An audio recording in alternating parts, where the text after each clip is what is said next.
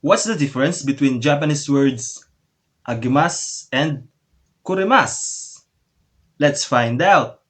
So on our last video, we already discussed the difference between agemasu and moraimasu. Agemasu is to give and moraimasu is to receive. So for those who haven't watched our video tutorial about agemasu and moraimasu, the video link tutorial is available in the comment section. For English explanation, so going back to our topic, agemasu and kurimasu in English can be both translated as to give. But their difference is depends on the usage, depending on the perspective of the speaker or receiver. So, agemasu is used when the speaker gives something. Agemasu is also used when the direction of giving is away from you, giving. While kurimasu is used when someone else gives something to you. Kurimasu is also used when the direction of giving is towards to you. So in other words, or in short, kurimasu has a same function with moraimasu, which is to receive. So for the simplest explanation, it's like for agemasu is I will give you, and for kurimasu is you give me.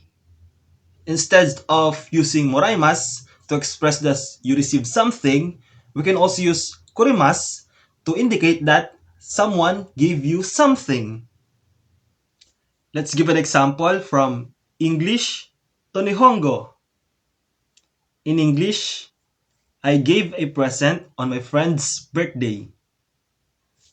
In Nihongo, watashi wa tomodachi no tanjoubi ni presento o agimashita. For kurimasu, in English, my friend gave me a present on my birthday. In Nihongo, tomodachi wa watashi no tanjoubi ni presento o kurimashita.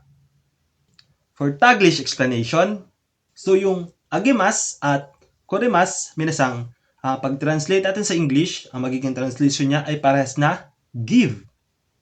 Ang pinagkaiba nila is si agemasu, ginagamit siya kapag si speaker ay nagbibigay o yung direction nung isang bagay ay palayo sa'yo dahil ibinibigay mo. Si kurimasu naman ay ginagamit kapag may ibang tao na nagbigay sa'yo ng bagay na ito. So halos parehas sila ni moraimasu. Si moraimasu is to receive, no?